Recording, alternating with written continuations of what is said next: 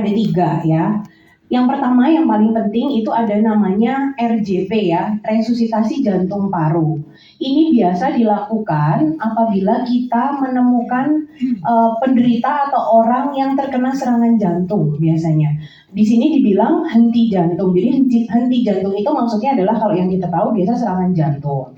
Nah, nanti gimana caranya kita tahu orang ini serangan jantung apa enggak, nanti saya akan jelaskan di belakang.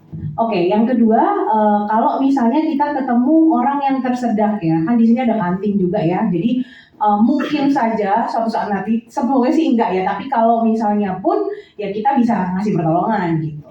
Yang ketiga, tersengat listrik ya, tersetrum ya istilahnya ya, apa yang mesti kita lakuin dan apa yang nggak boleh kita lakuin kalau misalnya kita mau bantu orang yang kesetrum gitu. Oke, next.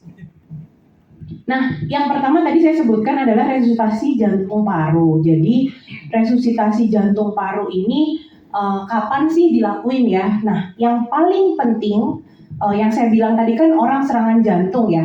Orang serangan jantung itu biasanya tandanya adalah henti nafas dan henti jantung. Henti jantung, kalau henti nafas kita bisa nanti ngeceknya saya ajarin, itu dilihat dari pernafasannya orang ini nafas apa enggak. Kalau henti jantung biasa kita ceknya pakai nadi. Nanti akan saya ajarin juga.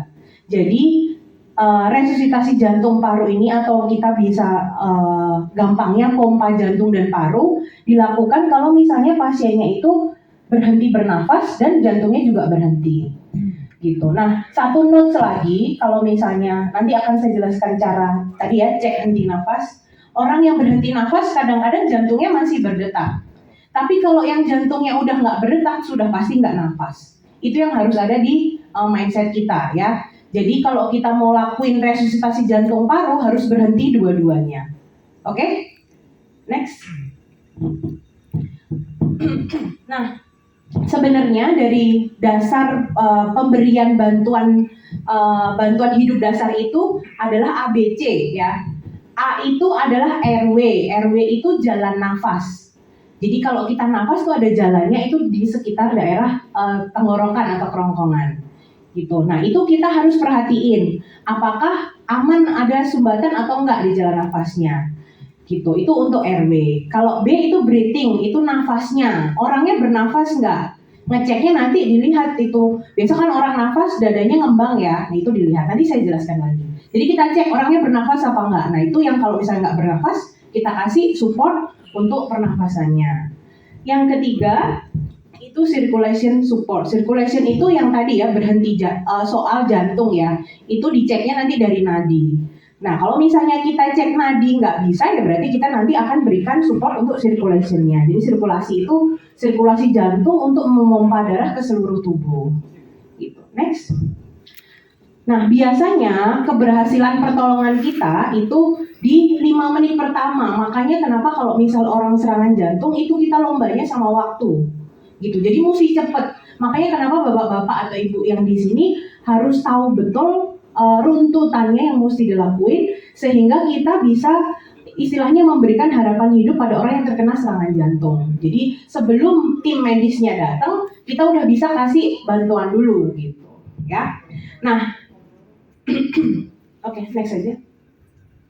Nah, tahapannya, nih ya yang pertama, ini saya akan mulai tahapannya satu-satu, dan saya sih berharap nanti bisa interaktif ya, maksudnya kalau misalnya saya kecepatan, diinterupsi aja nggak apa-apa, atau kayak langsung muncul pertanyaan nggak apa-apa langsung diinterupsi aja, biar kita sama-sama ya, biar ngerti semuanya. Oke, yang pertama kalau misal kita lihat pasien pingsan, ya, pingsan tiba-tiba tergeletak, sebelum kita menolong, kita harus pastikan bahwa waktu kita mau menolong, pasien ini di lingkungan yang aman. Aman itu maksudnya gimana? Nggak ada bahaya di sekitarnya. Jadi nggak ada api, nggak ada listrik, nggak ada benda-benda tajam di sekitarnya. Itu harus kita pastikan dulu. Gitu. Dan pasien ada di bidang datar ya. Jadi datar. Kalau misalnya pasiennya ada dekat pasien itu ada bahaya, itu kalau bisa disingkirkan dulu, dan kerumunan orang kalau bisa disuruh menjauh. Itu harus diperhatikan. Dan kalau misalnya pasien ya seperti ini pakai jaket, harus dibuka dulu jaketnya. Jadi kita minimalkan yang mengganggu nanti proses kita untuk melakukan pompa jantung paru tadi. Ya, itu yang pertama. Yang kedua, Periksa kesadaran. Ini cepat ya, nanti dilakukannya cepat ya. Periksa kesadaran. Periksa kesadarannya dengan cara apa? Ditepuk bahunya. Coba tolong, ini perawat kita, namanya siapa? Muntaha apa? Muntaha, oke. Nah, caranya ditepuk bahunya. Bilang, Pak, apa Bapak baik-baik saja? Gitu ya, ditepuk. Jadi kita kasih rangsang juga, bukan cuma suara tapi ditepuk. Gitu ya. Buka dulu aja. Jadi setelah dibuka, bahunya ditepuk. Pak, apa Bapak baik-baik saja? Gitu ya. Begitu tidak ada respon atau tidak ada pergerakan dari pasien, nah ini yang penting. Kenapa semuanya harus tahu? Yang nepuk tadi harus ngomong ke temannya atau ke orang di sekitarnya. Bila tidak ada respon, panggil bantuan medis. Jadi panggil bantuan medis, aktifkan kode emergency. Ini adalah maksudnya panggil bantuan medis terdekat. Misalnya ada klinik, atau misalnya biasanya gedung punya nomor telepon ya untuk rumah sakit terdekat ya, yang bisa ambulans dan lain-lain, itu fungsinya di sini. Gitu. Jadi setelah kita cek benar nggak sadar, nggak ada respon, kita langsung minta orang lain untuk panggilkan bantuan, terutama bantuan medis. Gitu. Itu langkah keduanya. Oke, next. Nah, yang ketiga, tadi ya masuk ke yang ABC tadi ya. Kita setelah panggil bantuan medis sambil nunggu, kan nggak mungkin ya di semua tempat ada dokter atau ada perawat ya. Nah, kita harus tanggap gimana nih cara tahu pasien ini beneran mesti dikasih pompa jantung paru atau enggak. Nah, itu kita cek ABC tadi. Gitu. Gimana cara ngeceknya? Yang pertama kalau cek saluran nafas dan nafas itu bisa barengan. Next. Nah, kalau tadi saya bilang ya saluran nafasnya misalnya ada sumbatan, ada 3 suaranya. Ada suara yang bisa kita dengar itu biasa kayak ngorok ya. Dia nggak sadar tapi ngorok. Terus ada suara kumur-kumur bisa juga. Itu tandanya ada sumbatan di saluran nafasnya. Itu kita pastikan dulu nggak ada. Dengan cara apa? Next. Nah, ini ngeceknya adalah lihat, dengar, dan rasakan gitu ya. Yang pertama, lihat pergerakan dada. Jadi kalau kita nanti next dulu. Nah, posisinya gini, kita dekatkan wajah kita ke hidung dan mulut sambil wajahnya madep ke dadanya ya. Jadi itu sekalian. Kita lihat apakah dadanya ada naik turun, berkembang atau enggak. Terus rasakan nafasnya dari hidung itu kena ke pipi kita atau enggak. Sama dengarkan apakah ada suara di dalam mulutnya atau enggak gitu.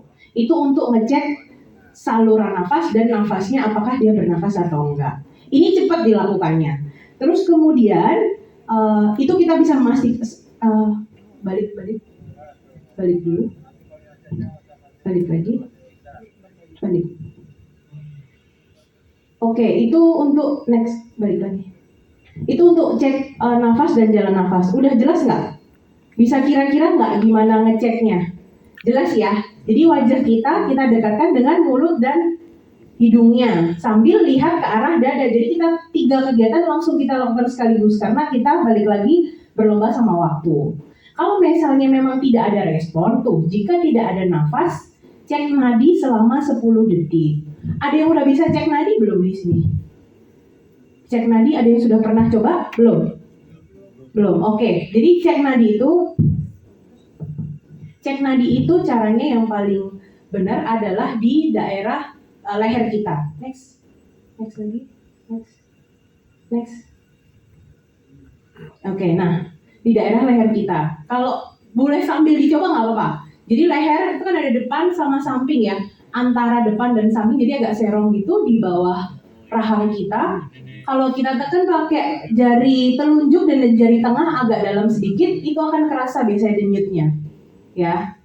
Itu nadi yang paling besar dan paling mudah dicek gitu.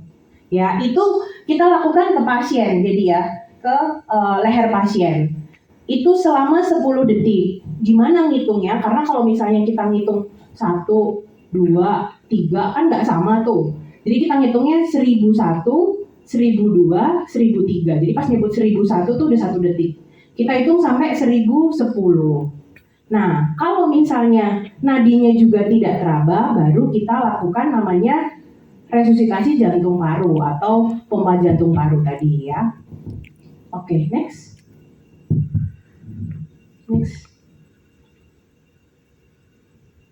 Next lagi. Video dulu. Oke. Nah, ini akan saya kasih video dulu. Peragaan sedikit dulu ya, awalnya tadi ya yang sudah saya jelaskan.